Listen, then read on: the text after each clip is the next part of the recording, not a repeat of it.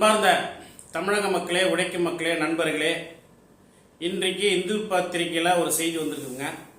அது குறிப்பாக பார்த்தீங்கன்னா ஜிஆர் சாமிநாதன் அவமதிப்பு வழக்கு கொடுத்திருக்காரு. என்ன சொல்லியிருக்காரு அப்படின்னா, நான் திருப்பரங்குன்றம் மலையில் இருக்கக்கூடிய உச்சியில் தீபம் ஏற்றணும்னு சொல்லி ஆர்டர் போட்டேன். அந்த ஆர்டரை நடைமுறைப்படுத்தலை. 144 தடை போட்டு தடுக்கிற வேலையை மாவட்ட நிர்வாகமும் கலெக்டரும் எஸ்பியும் செஞ்சீங்க. அப்போ அது மறுநாளும் நான் உத்தரவை நீக்கிட்டு போய் தீபம் ஏற்றணும்னு சொல்லி சொன்னேன்.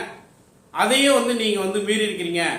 அதனால பார்த்தீங்கன்னா மாவட்ட கலெக்டரு, மாவட்ட எஸ்பி, அந்த கோயில் நிர்வாகத்துடைய நிர்வாக செயல் அலுவலர், டிஜிபி, அதே போல உள்துறை அமைச்சர், நீங்க எல்லாம் வருகிற டிசம்பர் 17ஆம் தேதி நீங்க ஆன்லைன்ல எனக்கு பதில் சொல்லணும். இது அவமதிப்பு வழக்கு நான் உங்க மேல தரேன் அப்படின்னு சொல்லிட்டு நீதிபதி ஜிஆர் சாமிநாதன் நீ பத்திரிகையில சொல்லியிருக்காங்க. இந்த ஜிஆர் சாமிநாதன் நீதிபதி அவர்களை பதவி நீக்கம் செய்ய சொல்லி பாராளுமன்றத்திலே நேற்று 120க்கும் மேற்பட்ட எம்பிக்கள் கையெழுத்து போட்டு ஓம் பிர்லா கிட்ட கொடுத்திருக்கிறாங்க. அப்போ இன்னைக்கு தமிழகத்துல என்ன நடக்குது? மதுரையில, குறிப்பாக திருப்பரங்குன்றத்துல ஒவ்வொரு நாளும் ஒவ்வொரு நிமிடமும் ஒரு பரபரப்பான ஒரு நிலைமை தான் இருக்குது. பதட்டமான நிலைமை இருக்குது. யார் காரணம்? பாஜக தான் காரணம். பாஜகவுடைய நயினார் நாகேந்திரன், தமிழகத்தினுடைய தலைவர், பாஜகவுடைய தலைவர் நயினார் நாகேந்திரன், எச் ராஜா, இவங்க தான் காரணம். குறிப்பாக எச் ராஜா பார்த்து நான் கேள்வி கேட்கிறேன். நீதிமன்றத்தின் மூலமாக, நீதிபதி ஜிஆர் சாமிநாதன் மூலமாக எப்படியாவது தமிழ்நாட்டில் காலை பதிக்கணும், தமிழ்நாட்டை கபலீகரம் செய்யணும்னு சொல்லி துடிக்கிறீங்களே, உங்களுக்கு யோகிதை இருக்குதா? நயினார் நாகேந்திரன், உங்களை பார்த்து கேட்கிறேன், துணிவு இருக்குதா? உங்களுக்கு தைரியம் இருக்குதா?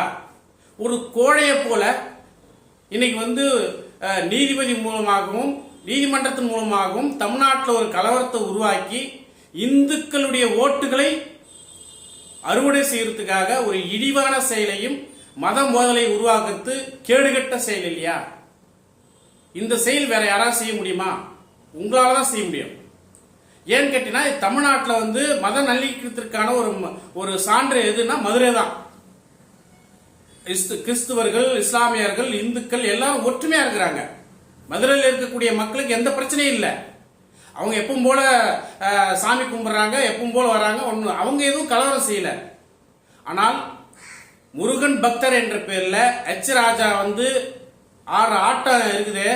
எச் ராஜா என்னைக்காவது காவடி தூக்கி இருந்த பார்த்திருக்கிறீங்களா? எச் ராஜா வேல் குத்துந்த பார்த்திருக்கீங்களா? இல்ல நயினார் நாகேந்திரன் காவடி தூக்கி வேல் குத்தி நடப்பயணம் போய் முருக பக்தனா இருந்தது எங்க பார்த்திருக்கீங்களா? இப்படி முருகர் பக்தர் என்ற பேர்ல இன்னைக்கு காவி வேஷம் போட்டுக்கிட்டு இன்னைக்கு காவிகள் கலவரத்தை உருவாக்க இங்க பலிக்காது தமிழ்நாட்டில். ஏன்னா இது பெரியார் பூமி, பெரியார் பிறந்த மண்ணு.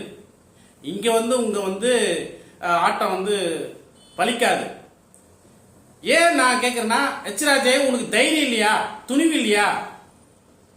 போய் மக்கள்கிட்ட போட்டு கேளுங்க. மோடி ஆட்சியில் 11 வருஷம் மோடி ஆட்சியில் நாங்கள் மக்களுக்காக, விவசாயிகளுக்காக நிறைய விவசாய விளைபொருளுக்கு விலை ஏற்றிருக்கிறோம், விவசாயிகளுக்கு மானியம் கொடுத்துருக்கிறோம், விவசாயிகளுடைய கடனை தள்ளுபடி பண்ணியிருக்கிறோம். சொல்லுங்க, ஓட்டு கேளுங்க. அதே போல உழைக்கும் மக்களுக்கு விலைவாசியை குறைச்சிருக்கிறோம், கல்வி நிதியை தந்துருக்கிறோம். சொல்லுங்க. பேரிடர் நிதி தமிழ்நாடு அரசு கேட்டதை விட அதிகமாக நாங்கள் கொடுத்துருக்கிறோம். சொல்லுங்க, தைரியம் தான் போய் சொல்லுங்க. அதே போல மதுரையில எய்ம்ஸ் மருத்துவமனை கொண்டு வரோம்னு சொல்லி நாங்க அடிகால் நாட்டினோம், இன்னைக்கு பிரம்மாண்டமா கட்டி முடிச்சு திறந்துருக்கிறோம்னு சொல்லி வெளிப்படையா போய் பேசுங்க. தைரியம் இருக்கா? எச் ராஜாவே, நயினார் நாகேந்திரன், உங்களுக்கு தைரியம் இருக்குதா?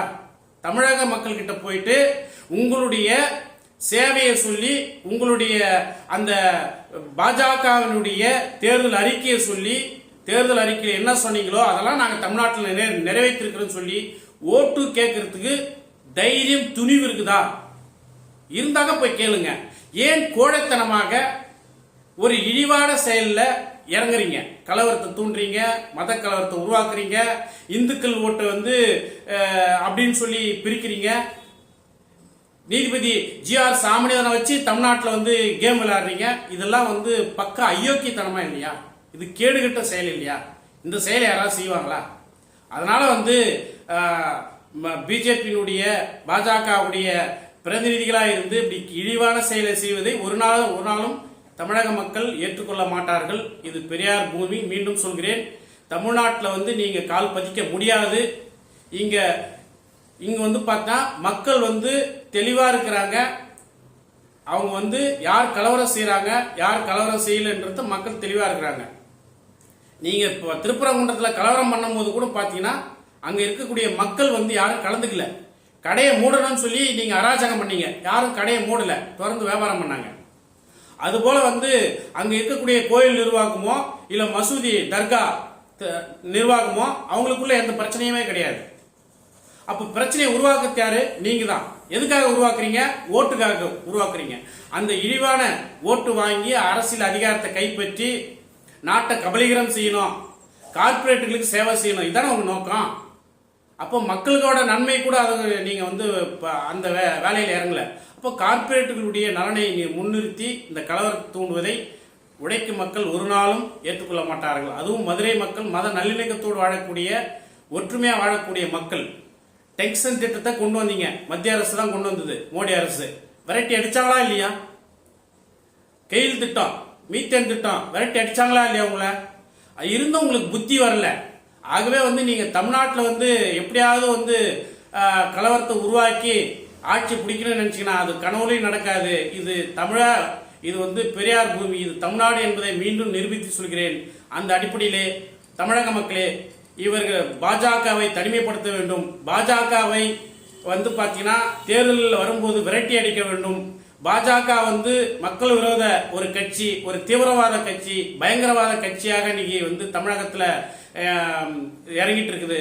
மக்கள் ஒவ்வொரு நாளும் பதட்டத்துல இன்னைக்கு இருக்கிறாங்க. அது காரணம் என்னன்னாக்கா பாஜக கட்சி. அப்படிப்பட்ட ஒரு கட்சியை வந்து நாம் ஒருபோதும் தமிழகத்தில் அனுமதிக்க கூடாது, வேரோடு அறுத்தெறிய வேண்டும். அதுக்கு உழைக்கும் மக்களாக, தொழிலாளர்களாக, விவசாயிகளாக எல்லோரும் ஒன்றுபட்டு இந்த RSS பிஜேபி சங்கி கும்பலை தமிழகத்திலிருந்தே விரட்டி அடிக்க வேண்டும் அப்படின்னு சொல்லி கேட்டுக்கிறோம்.